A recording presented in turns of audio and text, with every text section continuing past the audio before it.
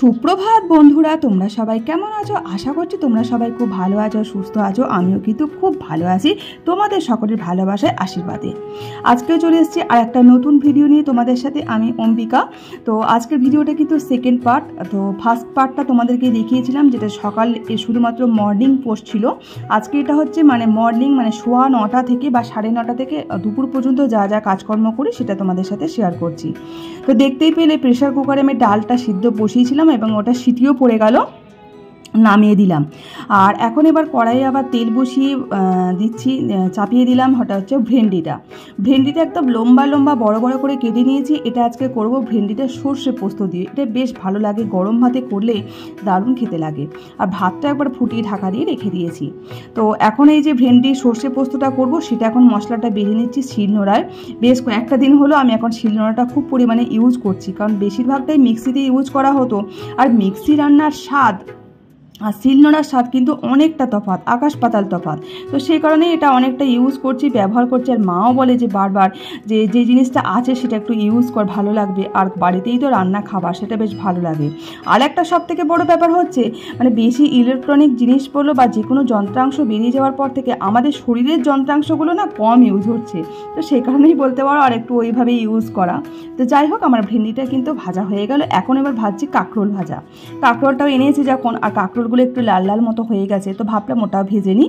কাঁকরোলটাও আমার ওদিকে ভাজা হয়ে গেছে। এবার দেখতেই পাচ্ছ সর্ষে পোস্তটা যেটা করব ভেন্ডি দিয়ে। আলুটা প্রথমে একটু লম্বা লম্বা করে আলু দিয়েছি, ভেন্ডির মতো করে। আলু আমি ন্যাচারালি দিই না, তো আজকে দিলাম। তোমরা চাইলে এটা দিতেও পারো বা স্কিপ করতে পারো। তো এই যে সমস্ত একটু ভাজা ভাজা হয়ে যাওয়ার পর একদম সর্ষে পোস্তটা, দেখো সর্ষের পরিমাণটা খুব অল্প দিই আর পোস্তটা একটু বেশি পরিমাণে দিই। এই যে একদম ভালো করে সুন্দর করে হয়ে গেছে। আর ভালো করে স্বাদ মতো করে নুন মিষ্টি দিয়ে একদম সুন্দর করে পরিমাণ মতো দিয়ে এটা নামিয়ে দেবো। ওদিকে ভাতটাও কিন্তু সেকেন্ড টাইম ফোটাতে দিয়েছি। তো এই রান্নাটা কিন্তু ভীষণ স্বাদ হয়, আমার তো বেশ ভালো লাগে, সুস্বাদু খেতে লাগে। আর এর মধ্যে ফোড়ন দিয়েছিলাম কিন্তু গোটা কালো জিরে। তো তোমরা এই আলুটা যেটা বললাম এটা স্কিপ করতে পারো, তবে আমি প্রত্যেক দিনই দিই না, আজকে মনে হলো একটু দিই, তো সেই কারণে আজকে আমি দিলাম। তো আবার কড়াইতে তেল ফোড়ন দিয়ে এখন এবার ডালটা ছকে নেব।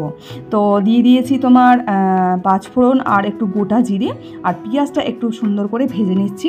তো এখন এবার ডালটা দিয়েছি, ওটা হচ্ছে লাউ দিয়ে ডাল।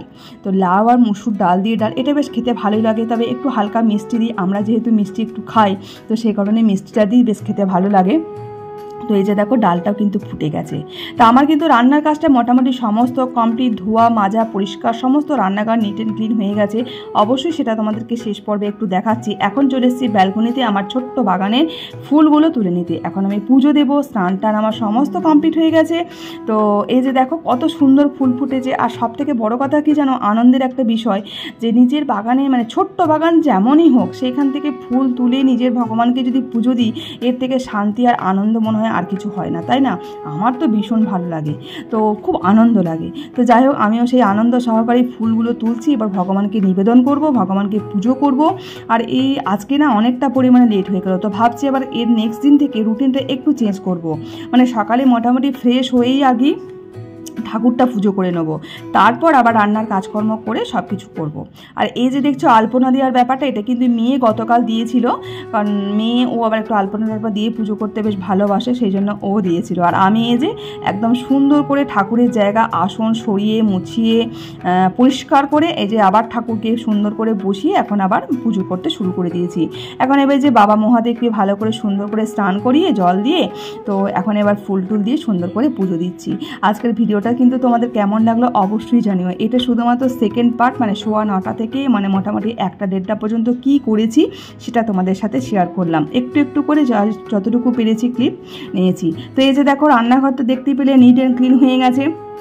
রান্নাগুলো দেখালাম, ভেন্ডিটা সর্ষে পোস্ত দিয়ে, এদিকে কাঁকরোল ভাজা, আর এই যে আছে ভাতটা, আর এই যে হলো তোমার লাউ দিয়ে ডাল।